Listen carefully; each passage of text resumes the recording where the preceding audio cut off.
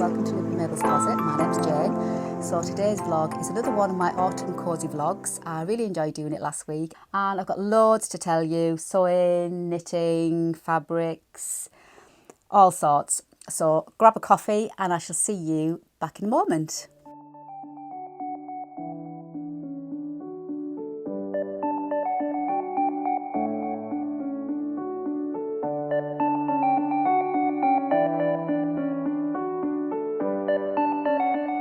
So hi, welcome back. My coffee is quite hot. Before we start, let's see if I get it drunk throughout this vlog. Yes, so this is Cosy Autumn vlog number 2. Loads to tell you.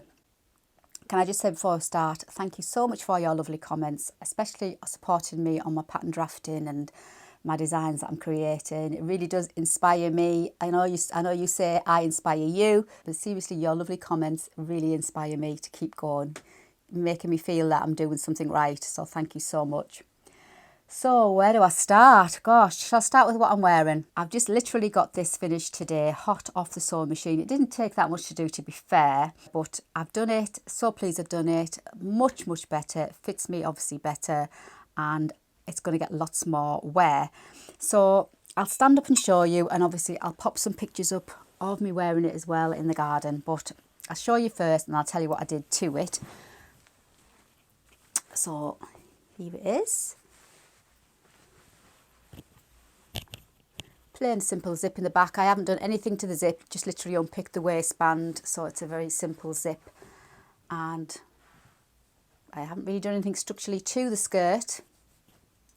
I just love this length now. It's just perfect. I'm going to wear it with my jeans, I'm going to wear it with some tights, got my clogs out, and it's just perfect. The only thing is, it is such a really awkward fabric to match anything up except, I suppose, black. And I've got black on because that's all I have really that goes with it, that does it any justice.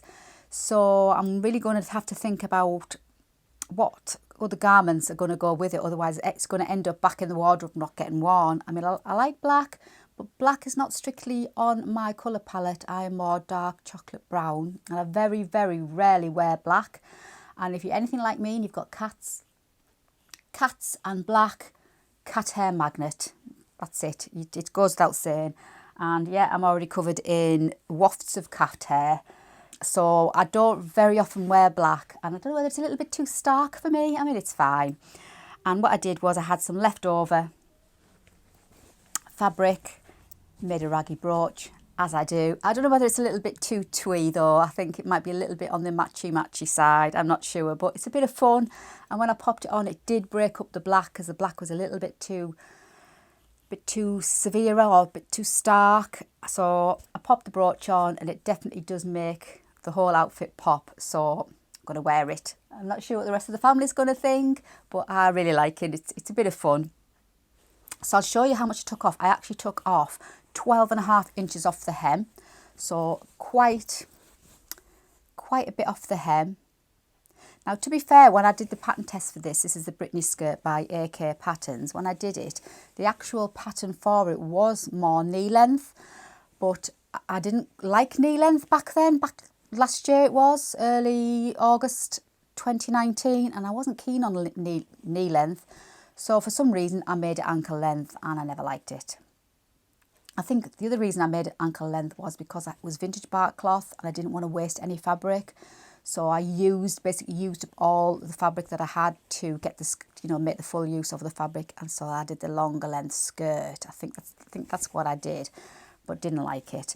So I had all this left, and obviously, so I made my raggy brooch, and I took off 4 inches off the waistband. So I'll pop some video up of what I did just to show you exactly what I did with the skirt. So what I did, I unpicked the waistband, as you can see, and unpicked a little bit of the zip at the top. I needed to take off 4 inches off the waistband.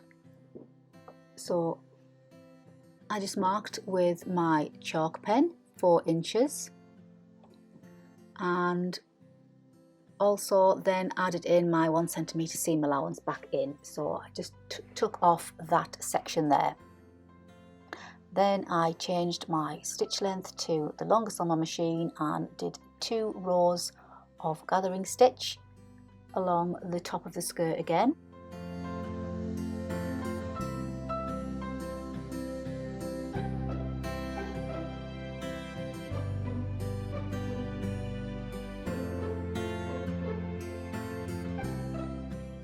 And then I just pulled the gathers along the top until the adjusted waistband was the right length.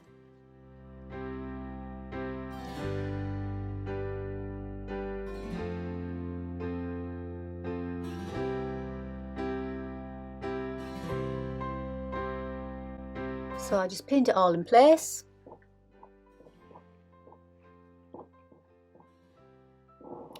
Ready to sew it back on to the skirt.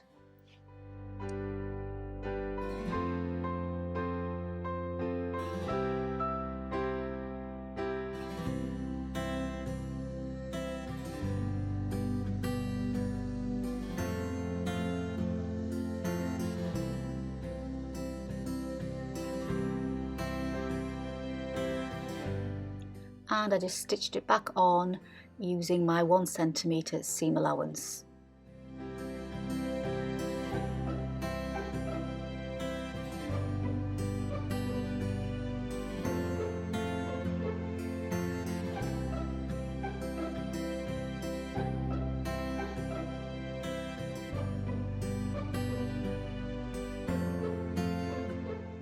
And then I just overlapped the top part of the waistband over the zip section and just stitched inside that seam allowance just to neaten the zip edge, and did that on both sides of the waistband.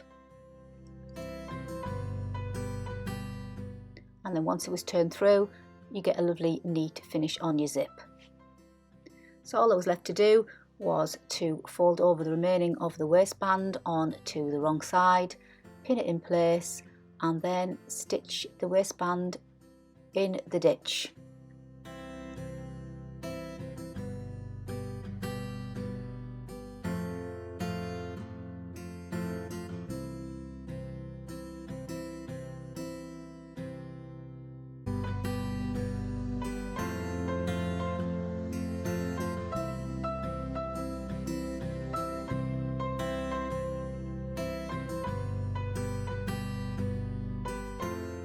So all I did was change my stitch length to 3.5, and I just stitched all the way along in the ditch, making sure I caught the waistband on the underside. Then all I did was take off 12.5 inches off the length of the skirt, and I just marked along with the pins, and then from the pin length I took off 1 inch, so that was going to be part of my folded over hem, and just trimmed away the excess fabric.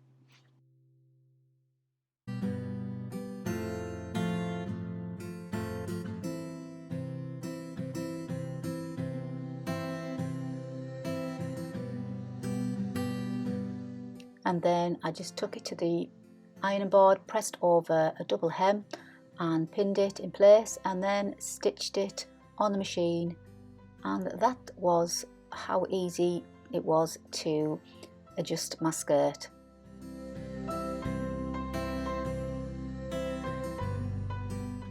So really simple adjustment to a skirt. So if you've got something hanging in your wardrobe that's maybe a little bit too big or a little bit too long, it really is a simple project to do. Just take your time. So it was a really easy project. So I've got a little bit of Barkcloth left, so I'm not sure what I'm going to do with that, but yeah, so that's what I took off. And obviously I'll pop some pictures as well of me wearing it last year, the longer version, just so you can see the before.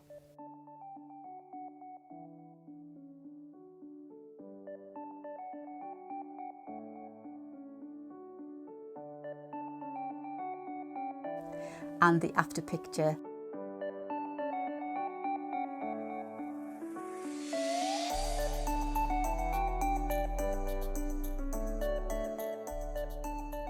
So you can see the difference, and yeah, it's definitely going to get well worn. It's just, I'm going to struggle with things to wear it with. But saying that, I have got some gorgeous wool, which I think picks out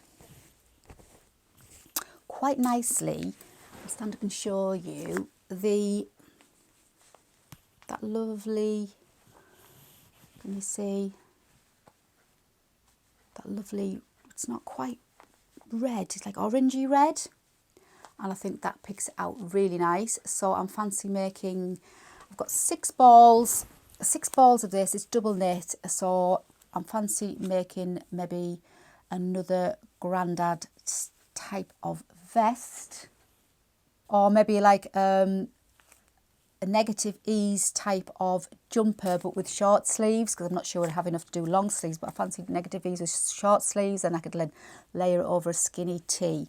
Not sure, but so I've got that, which I think will go really nice with the skirt. So there's another option, but as I say, I'm going to really struggle because like there's grey in the fabric, but it's you know, it's really hard to match up these colours. And obviously there's bottle green and white, I suppose, and the black. Yes, but it's definitely going to get well worn now, so I really love it, really pleased with it. So talking of knitted grandad vests, I finished my second grandad vest, and I'll pop some pictures up of me wearing this as well. I popped it on over my primrose dress, and it just goes perfect, just as a pop over type of extra layer. I think it looks quite cute. And I really enjoyed, this is just the same as that burnt orange one I did, but I just did it complete stocking stitch, completely plain, just for a change. And it knit up in no time at all. And I've got this wool. I do have a lot of wool because obviously I do crochet and quite a lot of commissions, and I do have a lot of wool in stock, so I've always got wool in stock. And went through my stash of wool and found this one, and this goes really well as well with this fabric. So that could be maybe into a cardigan. No, not a cardigan, because it would spoil the sleeves. It would have to be probably another sleeveless type of grandad style vest. Yeah, a cardigan would spoil the pretty sleeves. So yeah, so I've got that as well. So always something to do. If you're like me, I can't sit still on a night when I'm watching TV. I have to do something. So if I'm not doing crochet, designing, or my crochet commissions, I have quite a lot of commission work. If I'm not doing any of that, I'm doing a bit of knitting. So I was really pleased with how well that's gone. And thank you so much for all your lovely comments on my pattern drafting that I've been doing. Absolutely still really enjoying it. And I love your comments and your encouragement. And I know a lot of you said you can't wait to try my patterns out. And obviously when I get down to the stage of finalising the patterns that I do get out or publish, I will obviously be wanting a few pattern testers who will help me out and maybe test the patterns for me just for the sizing. So stay tuned for that. But thank you so much for all of those who have commented and just given me encouragement and support. It's really lovely. Talking of pattern drafting, you probably see Mabel is wearing something. This is going to be my next piece of apparel, shall we say. And this, I'm going to call it the Dorothy dress. I'm going to go for all the old-fashioned names. So I've given, obviously my dress is the primrose dress. Then I've got the 2 blouses that I made, which is from the same pattern, is going to be the olive blouse. And obviously I've got my poppy pinafore. So I'm doing quite well. So this, when it's finished, is going to be the Dorothy dress. And as you can see, it's crossover front. Now, you know, I've been speaking about it in previous vlogs, so this is as far as I've got. This is obviously my toile. So it's got the crossover front, and it's the A-line, like an A-line style, and zip up the back. Obviously I've just plonked the zip in. It's an invisible zip, but I haven't done the invisible bit. I've just plonked the zip in just to see if it fits me, just to make sure I've got all the adjustments right on it. I had to do a little bit of unpicking on my darts. When I was doing the toile, I just thought I'll just pin the darts and, you know, they'll be fine. Rather than mark, I like to normally mark them with my pens and that, and I didn't. Some of the darts were out, so I had to unpick the darts. But they've joined up really lovely with the bodice, and it's got the crossover, which will be stitched in. It won't be like an open type of crossover. It's like a crossover effect. It won't be like the wrap style. And the only thing I did, not wrong, but I didn't take into account, when I was originally drew my design, I was going to have it possibly stopping somewhere around about here and maybe putting a button on. I didn't do that. I don't know why I didn't do that. So I stitched it thinking it was going to be stitched into the side. So I'm going to have to make a decision whether to stitch it, elongate this piece of the pattern so it actually gets stitched into the side, or do what I originally said and stop it around about here and then put a buttonhole and a nice chunky button there. I'm not quite sure, but really pleased with how it's looking. I've just put one sleeve in just to test for the sleeve. It's a nice fitted A-line silhouette with a zip up the back. So that's going to be the Dorothy dress, and she's ready to go. So I've tweaked, well, apart from deciding on that wrap section, but she's ready to go. Fits me perfectly. I've done size 12. She fits absolutely perfect. And the fabric I'm going to make it in is going to be this, I think, this gorgeous green vintage fabric that I got from Olive Road, London. Obviously, I'll pop all the links for everything I mentioned in the box below, like I usually do. And I thought that might look quite nice done in that fabric. Let's see if I can pop that on just to show you. So that's the Dorothy dress that's coming soon, and obviously as soon as she's made I shall share it with you on a vlog. And talking of gorgeous fabrics, so if you remember in my last Cosy vlog, I had this fabric and I went back to get some more to make a dress out of it, and it wasn't there, and it came eventually, and I managed to get hold of 2 meters of it. It's a Rose and Hubble, and it's just gorgeous. I just love it. It's bright, floral, vintage vibes, and I just think it's really pretty. So that's earmarked for a dress. Not sure which one yet, but that came, so I was really pleased about that. And then I've got my first time ever Liberty fabric, cotton lawn.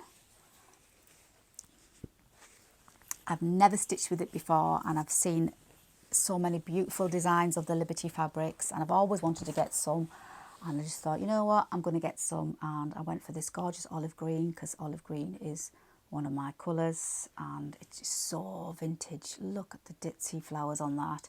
So it's got the burnt orange, which would go perfect with my burnt orange grandad vest possibly. It's got like corally pinks, sunflower golden ochre type of colours, obviously the olive green black background, like the paler olive green in the leaves. It's just so delicious, and I've never had any cotton lawn before, and it really is soft. It's very similar, the cotton poplin, very, very similar, but I think the difference is cotton poplin's a little bit more maybe crisper, and this one is called Sunflower Patch. As I say, it's obviously it's Liberty fabric, so it's not the cheapest of fabrics, but I just thought, well, I'll get myself some as a little treat and see what I think. But there's nothing wrong with a cotton poplin. Really pretty, and there's so many pretty ones out there. Obviously I like floral, you know, if you follow me, you know I like floral. I love florals, and there's so many florals to choose from in the cotton poplin, and Rose and Hubble have some beautiful ones. The problem I had was choosing. So while I was choosing these, obviously I had to have 3. You have to have odd numbers, don't you? And this is Rose and Hubble, and this is an ochre background and cotton poplin. And you can never have too many floral fabrics, can you? Well, that's what I say in my book anyway. I just really love anything floral, especially ditsy florals and all these old-fashioned colours. My little cat just walked in. And yeah, so this is again earmarked for possibly another Dorothy dress. And also quite a few of you have been asking me, would I be adding any ready-made to my shop? Yes, I certainly will, because I know quite a lot of you like the fabrics that I choose, and you can't always find the fabrics. So what I'm going to do is, if I can get hold of a batch of some nice fabrics, I'm going to make some of my designs and add them to the shop, and then if you can't be bothered to sew your own, then you can certainly buy the ones that I've made. So stay tuned for that, and I'll let you know as and when I'll be listing them to the shop. But obviously I'm in the middle of grading my patterns, so as soon as I've graded them all, then I can make maybe a batch of different sizes. So stay tuned for that. Really enjoying this side of dressmaking. It's really I think I found my niche. I think this is maybe what I was destined to do in my dressmaking journey. I think I found the groove. You know, when you're doing something and you just feel you connect, or it's right, you just feel totally comfortable, confident. That's how I feel. And I'm not saying by any means that I'm an expert, because I'm not, but I think I'm pretty good in what I can do. I feel confident in what I can do, and the more I do, the more confident I'm getting, and the more I'm feeling able to design things and obviously test them out on myself and make sure it works. And if it works for me, and if I can grade it out into different sizes, then if it works for me, it's going to work for all different ages and sizes. So it's yeah, I can't explain. I know you know what I'm talking about. I know you can see how happy I am, because so many of you have commented and said, oh, you can tell because I'm smiling all the time. And yeah, I think it's been waiting for me. This part of the dressmaking's been waiting for me, and I found it. It's all about confidence as well. I think sometimes if you doubt yourself and you think you can't do it, and you think, no, I can't do that, or I can't sew that, or that wouldn't look good on me, or I'm too old for that, or whatever. But sometimes, you just have to really go with what you want. I know for a fact, if my son comes through the door and sees me wearing a matchy brooch and a curtain skirt made out of a curtain, he's going to go, oh man, what have you got on? But it doesn't really matter, because if I'm happy and it makes me smile and it makes me feel good, it doesn't really matter. I mean, none of my kids would say that anyway, but do you know what I mean? And if I can go out the front door, if I can feel absolutely great and amazing, that's what it's all about. Seriously, if the things that you wear make you happy, make you feel confident, just make you feel good, then there's nothing wrong with that. You go out and wear it. There is no rules, there is no law, there's no written law that I can't go out in a pair of curtains made into a skirt. Where's the law? Where's the curtain police? Is somebody going to come along and arrest me for wearing a garish curtain made into a skirt? Well, I hope not anyway. But you know what I mean. So if you're sitting there thinking there's no way I could wear that, or there's no way I could make that, or I'm not good enough, I'll stop thinking that, because we're all good enough. You just maybe good practice. Practice makes perfect, and confidence and belief in yourself. Believe in yourself. That's what it's all about. If you believe you can do it, you can do it. There's loads of things. I mean, most of the stuff that I do, I've self-taught. Taught myself how to wallpaper. You've seen me wallpaper in my kitchen. I wallpapered. Taught myself to wallpaper. Taught myself to knit. Taught myself to crochet. Then went on to crochet, designing patterns. Never looked back. Nobody taught me. I taught myself.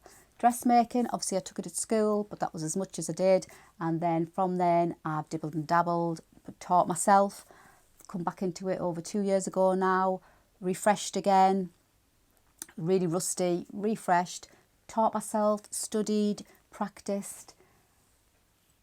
And that's how it works, and feel confident now that I can draft my own sewing patterns. So there you go. So there's no reason, there's nothing to stop you doing anything in life if that's what you want to do. If something you're interested in and something you believe in and it's something that really makes you happy, that's what you have to do. Life is too short, definitely far too short. So I'm hoping I'm inspiring you. So if you've got an old curtain, take it down off the track and turn it into a skirt. I dare you. Don't blame me though if you get into trouble.